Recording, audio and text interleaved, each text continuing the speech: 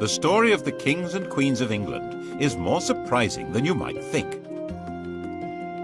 It's a fine drama, 1,000 years of tales of lust and betrayal, of heroism and cruelty, of mysteries, murders, tragedies, and triumphs. And it's also quite unlike the history of other countries' royalty. The thing about the kings and queens of England is that they're totally different from anywhere else, which probably explains why they're still in business when almost everywhere else they've either been given the chop or have stopped being regal. This programme looks at England's monarchs from the death of Queen Anne to the accession of Victoria. Well, Britain's monarchs, actually. And if you look at Europe at the start of this story in 1714, you'll see just what I mean. A European king is an absolute ruler.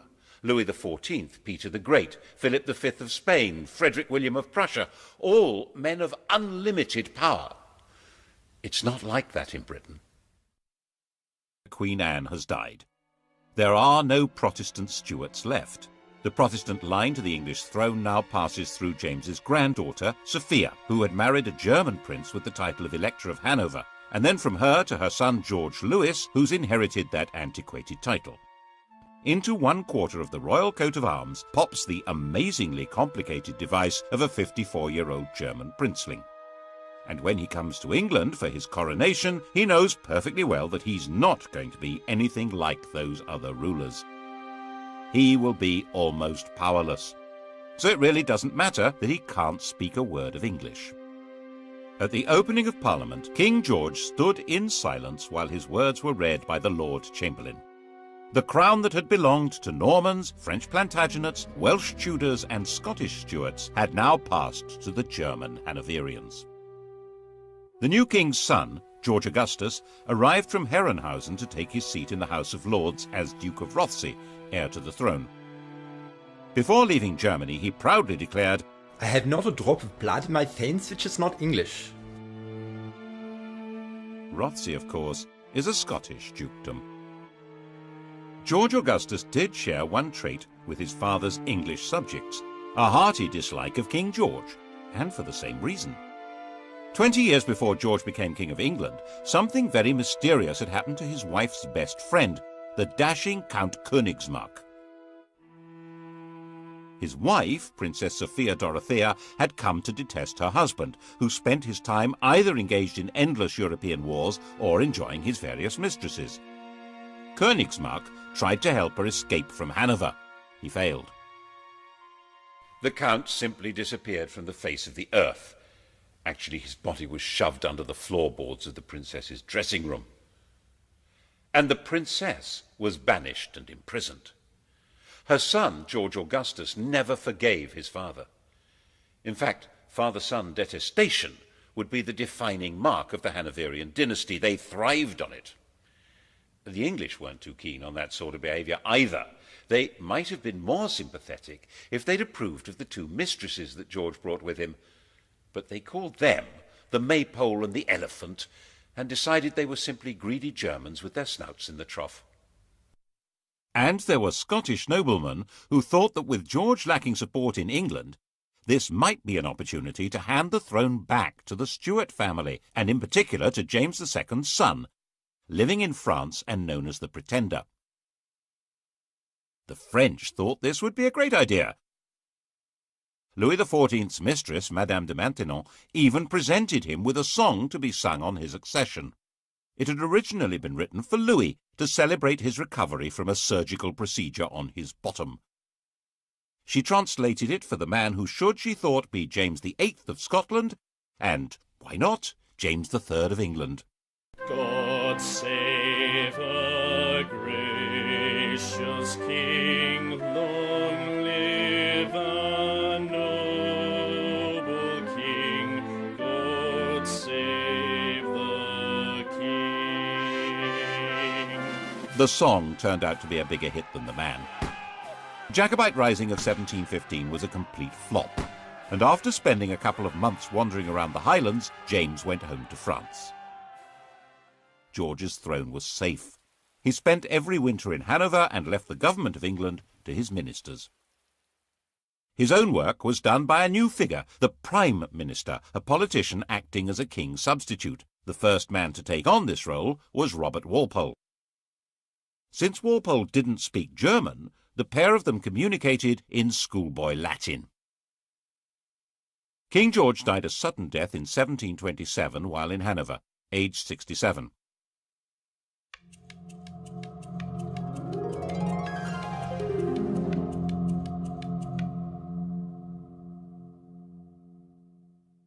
His son was living in Richmond, forbidden by the old man to take any part in court life or even to see his own children. When Walpole came with the news of his father's death, George II appears to have regarded it as a wind-up. "That is one big lie." But the outcast prince was indeed now George II, by the grace of God, King of Great Britain, France and Ireland, Defender of the Faith, Elector of Hanover, Duke of Brunswick-Lüneburg and Duke of Celle. When he'd been convinced, he came here to Leicester Square. At the time it was Leicester House, where he'd been running his own court. And here he was attended by the Archbishop of Canterbury, who formally presented him with his father's will. Royal wills had once been the most powerful documents in the world. When William the Conqueror and Henry II died, their wills established who would rule after them. George took his father's will and, instead of opening it, shoved it in his pocket. It was never seen again, to the great disappointment of his father's mistresses. George II's wife, Queen Caroline, had very firm ideas on what should happen next, and her husband was quite obedient. The result was that everyone who'd been hoping for their own promotion in a changed government was disappointed. Walpole remained Prime Minister. He'd promised her that she would get a personal grant of £100,000 a year, double the offer his opposition came up with, and very little actually changed at all. That included the traditional hostility between anyone called King George and his son. The son in question was now, of course, the son of George II, Prince Frederick. According to Queen Caroline, he was the greatest ass, the greatest liar, the greatest canaille, and the greatest beast in the whole world, and we heartily wish he was out of it. She would have said it in German. George agreed with the Queen and refused to allow Frederick to marry Princess Wilhelmina of Prussia on the entirely sensible grounds that I did not think that engrafting my half-witted coxcomb upon a mad woman would improve the breed.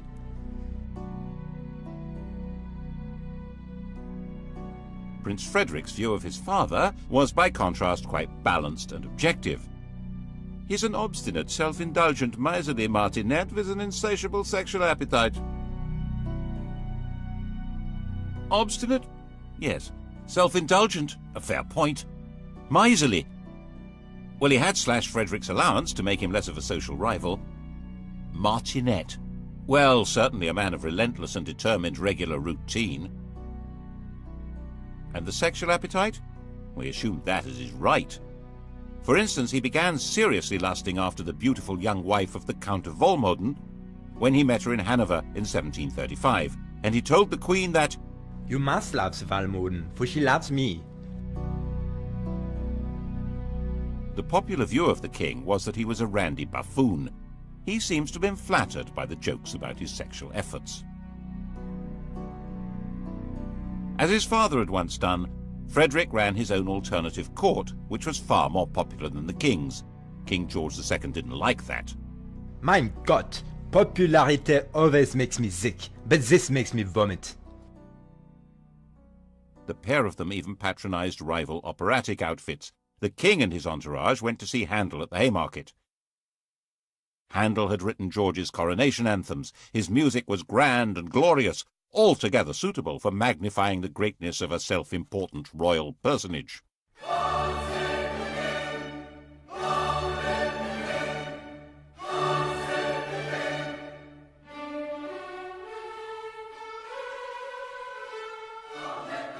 The prince and his crowd stayed away. They went instead to the Theatre Royal in Lincoln's Inn Fields. That was where opera was being transformed into popular musical theatre.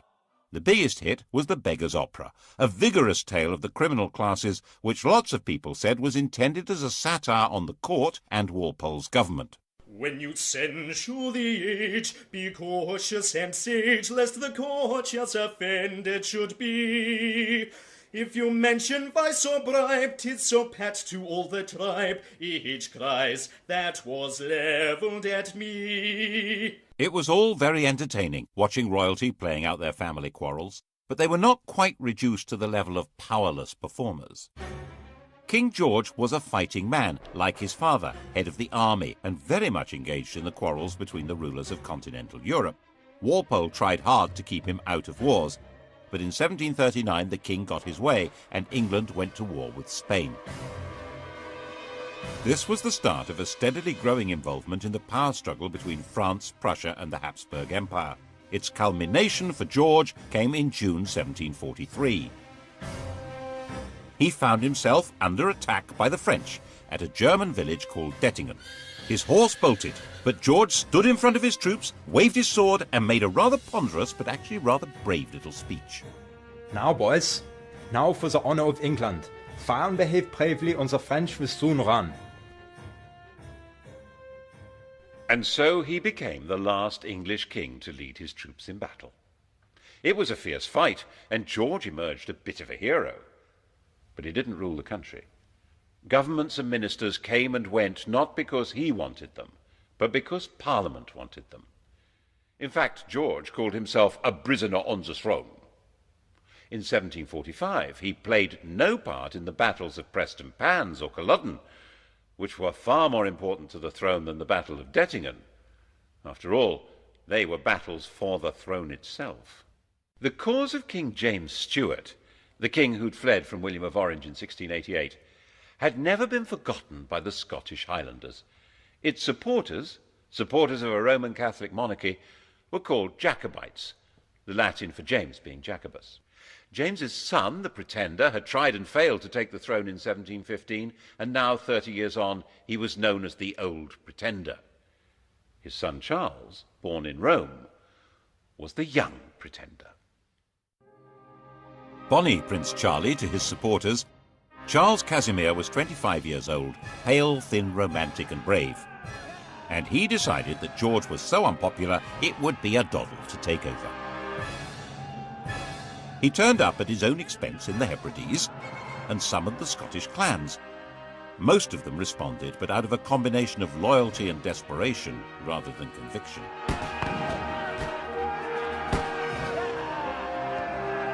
But things went rather well for the rebels. They were enthusiastically welcomed into Edinburgh and roundly defeated the government army at Prestonpans. The news created a passion of patriotism when it reached London. The city might have lampooned the court and sneered at it, but this was different. That evening the king was visiting the theatre, the King's Theatre, Drury Lane, and the orchestra struck up a tune which they'd just got hold of. God save a gracious king, long live a noble king, God save the king. The audience loved it. None of them knew that it had been the Old Pretender's music, or the King of France's. The song had changed sides and became the national anthem. Actually, it became everybody's anthem at one time or another. Frenchmen, Germans, Russians, Swiss, Liechtensteiners, Swedes, Danes and Americans have all swelled with patriotic pride to exactly the same tune. But when God Save the King became London's big hit, it was because no one could see how the king would be saved any other way. Marshal Wade, the best officer in the government army, said that Scotland was lost and England would fall prey to the first comer. Lord, grant that Marshal Wade may by thy mighty aid victory bring. May he sedition hush, and like a torrent rush, rebellious Scots to crush. God save the King.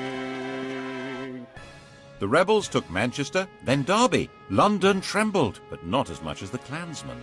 They'd marched expecting England to rise in their support and the French to invade. Instead, they had no support at all.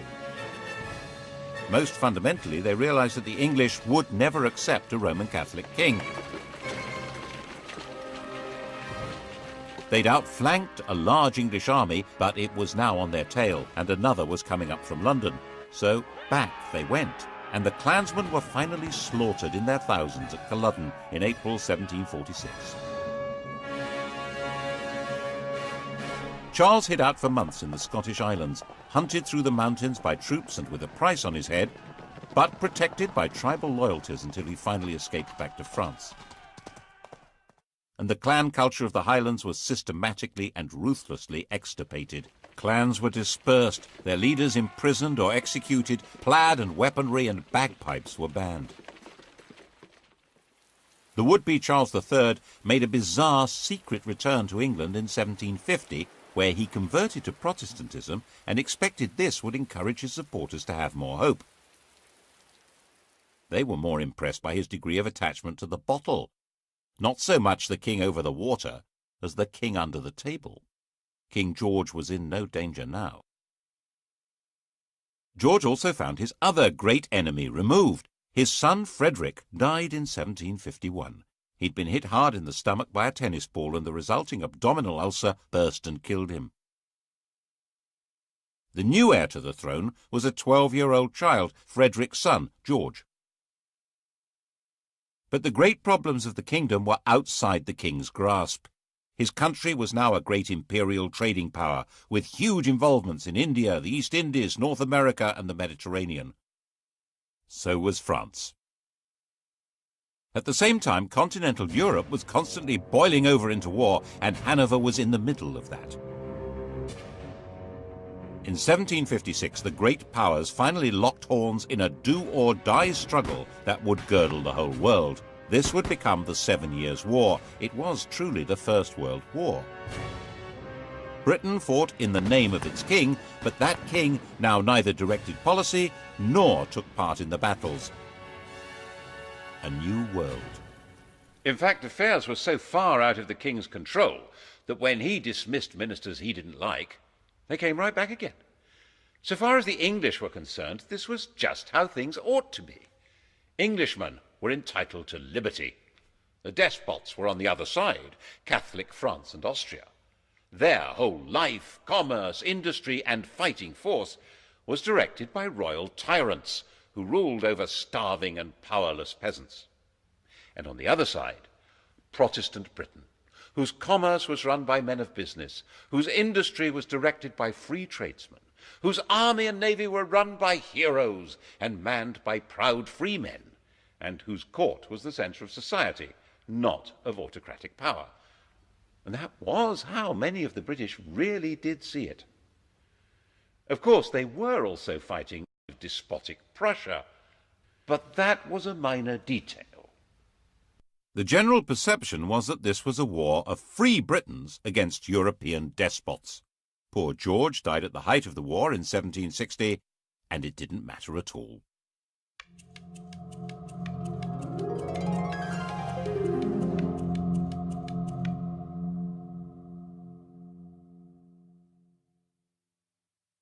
His grandson, now George III, was 22 years old. He had been brought up by his mother, a German princess, in her imitation of the very deferential court of Hanover. He learned the European idea of what a king should be, an enlightened despot whose power was absolute and was to be used for the benefit of mankind.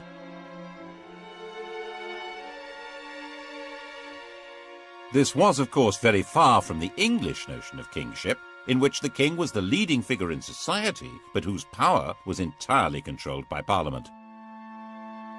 He immediately set to work as a bossy, quick-speaking, managerial king, deliberately fogyish. "I'll have no innovations in my time. What? He read widely. He was fascinated by machinery and agriculture. He was a man delighted by the agricultural and industrial revolutions, and he was determined to restore the crown to what he saw as its proper position, a position abandoned, in his view, by Georges I and II. Unlike them, he'd been born in England and spoke good English, even if his grasp of grammar was ropey, and he had no old or young pretender to challenge him. At the opening of his first parliament, he declared, "Born and educated in this country, I glory in the name of Britain." Parliament was controlled by one party, the Whigs, effectively an oligarchy of rich men who ran the country by a system of bribery, patronage, and nepotism. George felt that it was his job to improve matters. And so began the most catastrophic reign since James II. If it hadn't been for George III's attempt to turn back the clock, the inhabitants of New York might still be using British passports, and the inhabitants of Los Angeles and Miami, Spanish ones. Now there's a thought. To break the power of the Whigs, he set about creating what was almost his own political party, a group of MPs known as the King's Friends. He took back the power of distributing positions and favours from the government and did it himself, so he soon built up a collection of political dependents. His first objective was to bring an end to the war. He didn't at all share the anti-French views of the Whig Prime Minister, William Pitt. It took a lot of political manipulation, but in 1763, with Pitt removed from power, a peace treaty was signed. By this stage, the war had actually been won. Pitt's policies had resulted in Britain becoming the dominant colonial power in the world. Britain was more or less undisputed ruler of North America, India, the Caribbean, and much besides.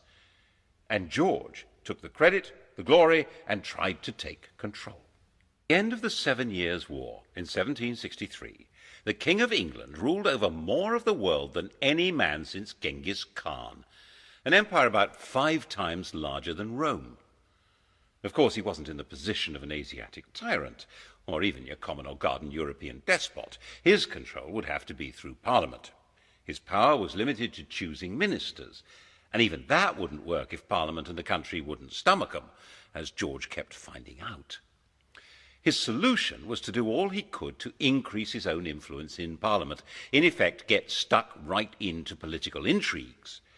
Since it was illegal to report parliamentary debates, people became very suspicious of what was going on. He spent huge sums on trying to influence elections, and would even personally go out canvassing. On one occasion, for instance, bustling into a draper's shop, saying, "The Queen wants a gown, wants a gown," announcing who to vote for, and rushing out again. And since George was closely engaged in politics, people naturally blamed him personally when things went wrong. When Parliament rejected a bill that would have helped the Spitalfields weavers, the weavers marched off to find the king at Wimbledon. Shades of the Peasants' Revolt. George listened to their complaints and persuaded them to go back home.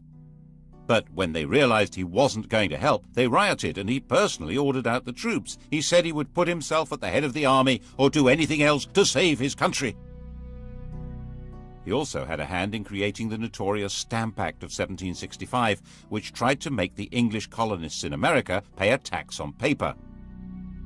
This was the moment at which the whole language of politics began to change. One Virginia colonist declared, "Caesar had his Brutus, Charles I his Cromwell. May George III profit from their example."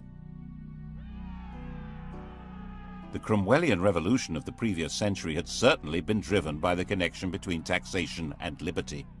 The issue now was that the 13 English colonies in America had their own governments, run by their own local oligarchies, and raising their own taxes. The idea that they could be taxed by the oligarchy in London, headed by the king, was totally outrageous. They would have no way to influence what was done or what they had to pay. Colonists who supported the government were threatened by their compatriots. Some were tarred and feathered. And by the time the act came into effect, there wasn't a single person who'd accepted the job of commissioner to collect the tax. It had to be repealed. There was similar alarm in England, as in his attempt to control Parliament, George arrested his leading critic there, John Wilkes. Mobs rioted in the name of Wilkes and liberty and threatened the king. Wilkes was released, and it was established that there was a legal right to report and criticize what happened in Parliament. But by 1770, he had created the political system he wanted. The political parties had collapsed, and he had a docile chief minister, Lord North, with a parliamentary majority through whom he could run things the way he thought they should be. George liked running things. Popularly known as Farmer George, he took a very close interest in modern farming methods, developing animal breeds and new crops. These were the same modern farming methods, which by enclosing common lands and creating large self-contained farms were breaking up village communities all over England and creating a new class of half-starved, landless wage labourers. Bad harvest didn't help, nor did a collapse in trade. The colonists in America were showing their anger by refusing to import anything from Britain. Lord North decided the best thing to do was repeal all the taxes on them except for a symbolic tax on tea. 3 years later, he arranged another Act of Parliament to try to help the East India Company sell more tea in America, and radicals in Boston retaliated with a symbolic tea party, at which men dressed as Native Americans dumped the tea in the harbour.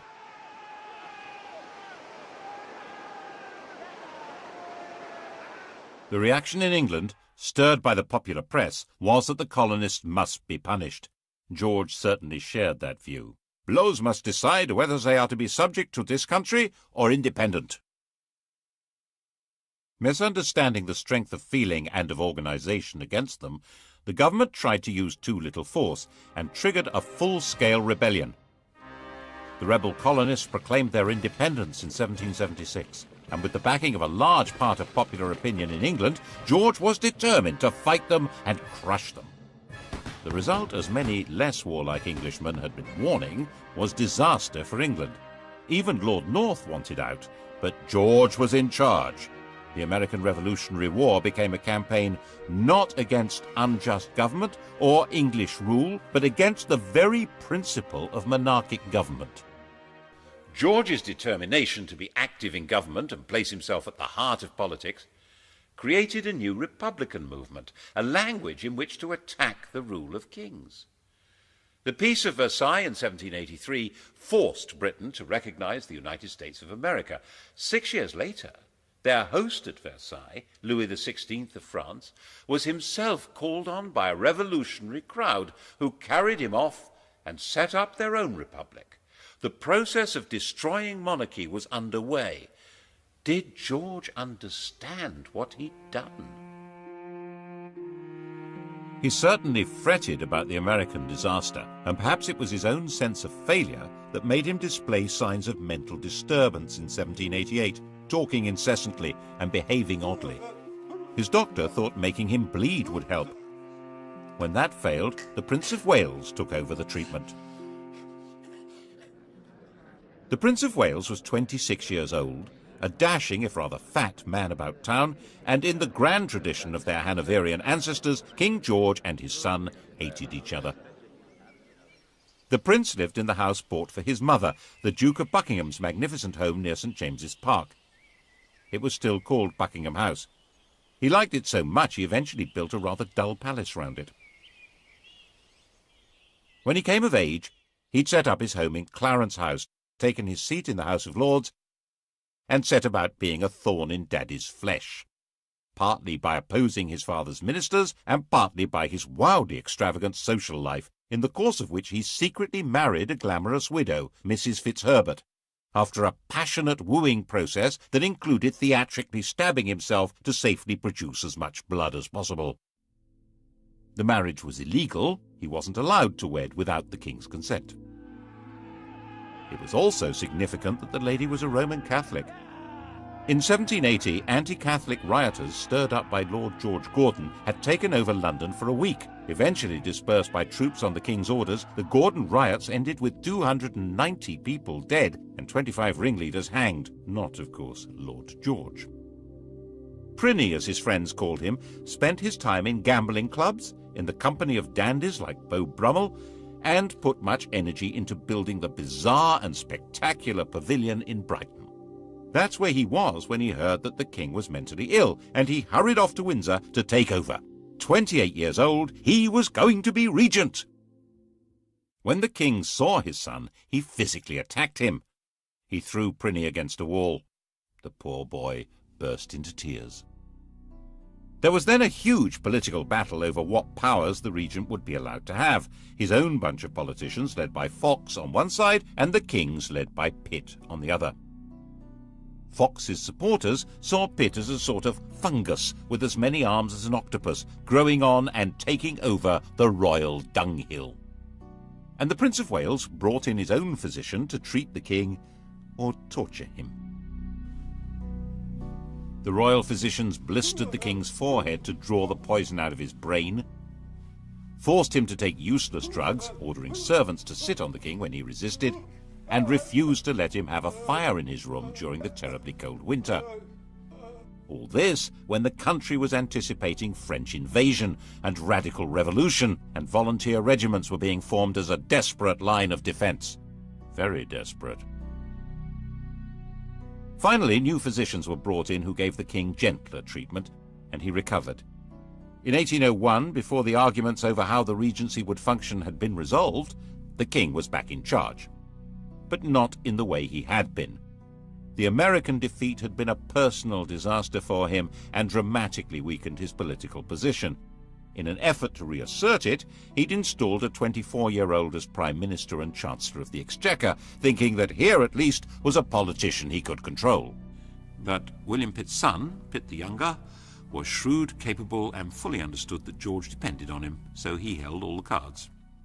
And it was Pitt who had to decide how to deal with the spread of revolutionary republican ideas from America and France into England. The same ideas that had been voiced in America about no taxation without representation were being heard in England, where huge new manufacturing towns had grown up, which had no member of Parliament. 3 years after the French Revolution, political reform societies called corresponding societies were founded in England. Riots were breaking out in the Midlands, in East Anglia, in Scotland. Attempts were made to kill the king. He was booed and stoned in London. And the French legislature passed a fraternal decree offering aid to all peoples seeking to throw off the chains of tyranny. Once war began with revolutionary France, political radicalism was plainly treason, wasn't it? The government decided on a policy of aggressive repression. Habeas corpus was suspended. People could be imprisoned indefinitely without trial. The government charged people with treason for organizing public meetings calling for political reform. When they were acquitted, acts were passed which extended the definition of treason to include speaking or writing or bringing the king or his government into contempt. To back it up, a system of internal spying, an agent provocateur, was instituted.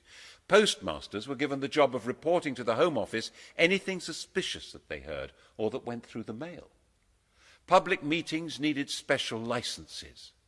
When William Blake the artist found a soldier in his garden, he drove him out, shouting, "Damn the king and damn all his soldiers, they're all his slaves." Bad idea.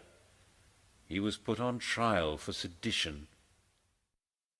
The king himself was actually quite popular. He was generally seen as a kind-hearted, slightly bufferish sort of a person, but he was still ultimately in charge of what was going on. And when even Pitt insisted that Catholics would have to be allowed the same rights as Protestants and permitted to stand for Parliament, George forced him to resign. The issue had come to the fore because of Ireland. If England had some potential revolutionaries, how many more had Ireland? A land where an oppressed Catholic majority were ruled by imported Protestant colonists, and an ideal staging post for a French invasion. In 1801, Ireland was incorporated into Great Britain, creating the United Kingdom. It was an attempt to make Ireland more secure. The fact that at the same time the king formally abdicated his meaningless title of King of France shows exactly where the threat was coming from. But if Ireland was to be truly united with England, there would have to be Catholic emancipation. And King George wouldn't have it. Whatever might have happened could not have been worse than what did. Ireland still bleeds now. The shadow of George III lies over the history of the world more darkly than most people realize. As with the American disaster, it seems as though one part of his mind was determined to make him feel the full weight of his responsibility, and once more his mental state degenerated. He made a slow recovery, enough to sack his ministers in 1805 when they tried to lift the restrictions on Catholics becoming military officers. But he was becoming blind and infirm, and in 1810 his mind finally collapsed. No one's quite sure what was wrong with him, but a strain of hereditary insanity had run through the royal family ever since Henry V's marriage to Catherine de Valois. Blind and deaf, suffering from abdominal pains and dementia, his body lived on, but his reign was over. Pliny took over at last.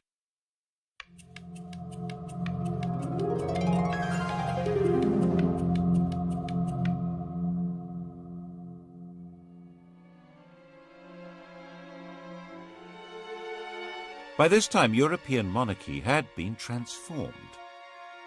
The enlightened despots had fallen. Napoleon's empire had swallowed them up, replacing them with dictators from his own family or under his control. Even Hanover had been overwhelmed. The Tsar still survived, but Napoleon was about to invade Russia.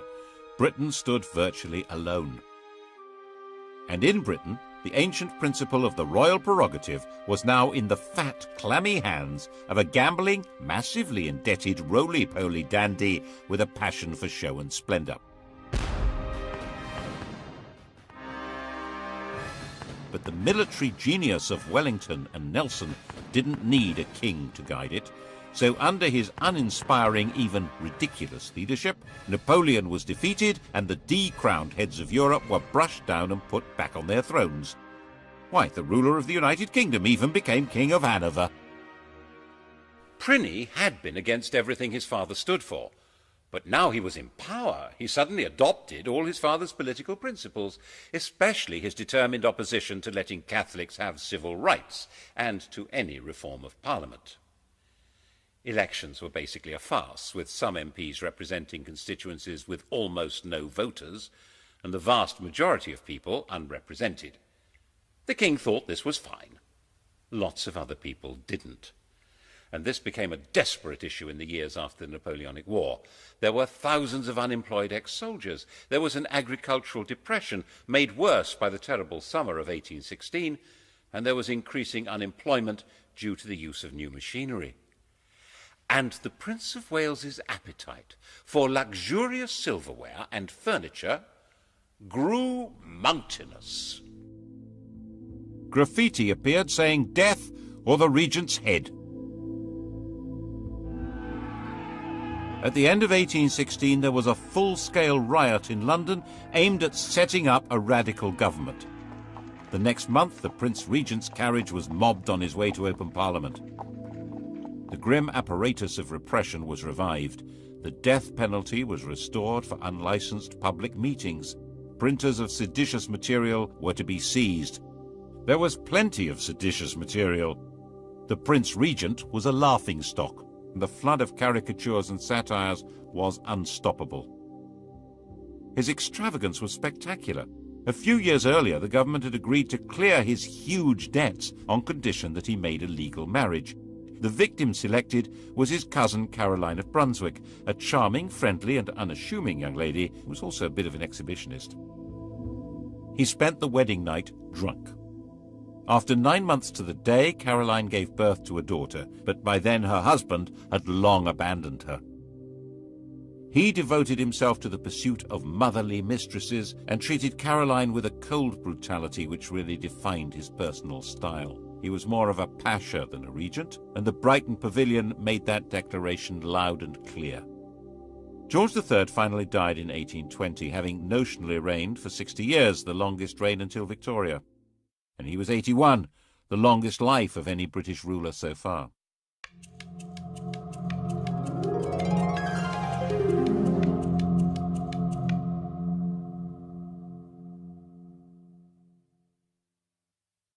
Pliny was now king. His wife Caroline now decided to come to England from her exile on the continent and take her place at her husband's coronation. An immediate attempt was made to pass an Act of Parliament divorcing the royal couple, but it was dangerously unpopular and had to be abandoned.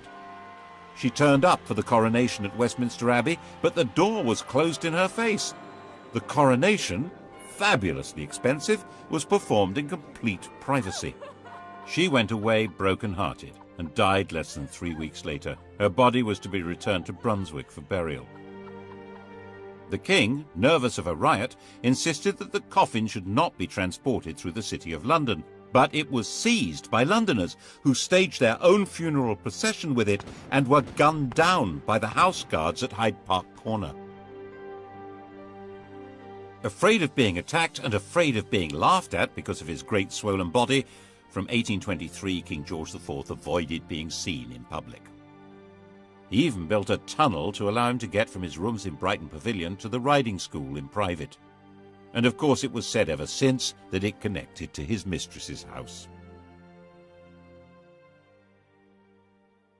It became essential for the government to break the king's opposition to reform, especially with regard to Catholics, but he held the power of veto. The arguments went on hour after hour, day after day, with the king becoming more enraged and more ill, until finally he broke.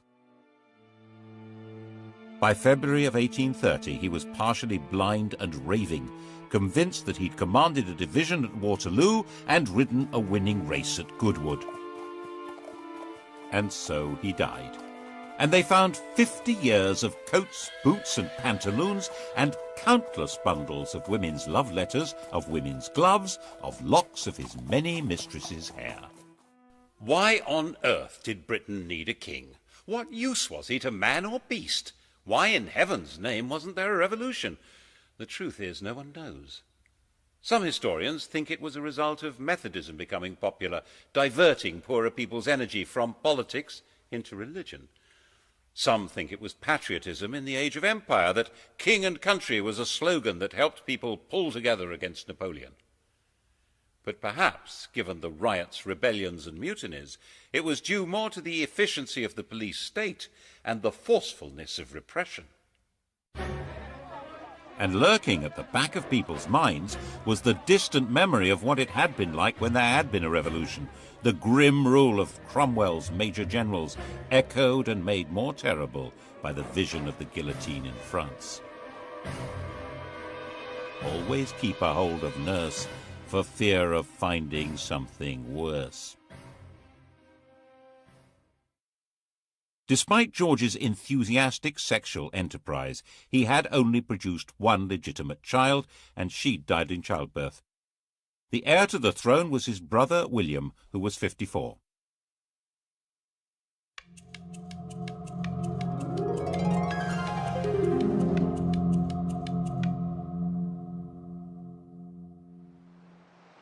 He had been sent into the Navy as a young man, where he developed into a severe disciplinarian and a stickler for etiquette.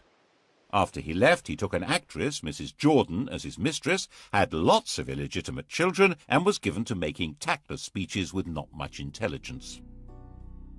He eventually had made a royal marriage to another German Protestant princess, and Mr. King and Mrs. Queen lived at Bushey to the north of London, like a quite ordinary couple. William insisted that his coronation should only cost a tenth of his brother's, and he was known to give people a lift in his carriage.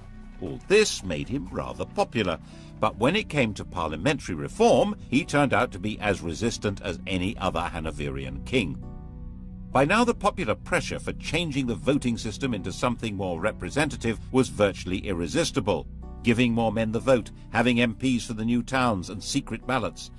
This would give the Commons more power, so the House of Lords was resisting it, and William sided with them. By 1832 there seemed a real possibility of civil war or revolution. It's possible that if the royal family were part of the aristocracy, as in every other country with a king, that would have happened. But the king and queen had their family roots in Germany, and there was no natural alliance between them and the great aristocratic families. William was weak and was forcefully persuaded to give way, and Britain was started on the road to democracy. After the Reform Bill of 1832, with no more rotten boroughs and greatly reduced scope for electoral corruption, it was no longer possible for the king to play politics inside Parliament to the same extent. The monarchy would now be forced back into its constitutional box, and it was no longer sufficiently dangerous to be worth the trouble of a revolution. When he died in 1837, William's legitimate children were already dead. The heir to the throne was the daughter of his brother Edward, a young girl of 18. she would make a demure and pretty little queen who could leave the business of running England to the professionals. Couldn't she?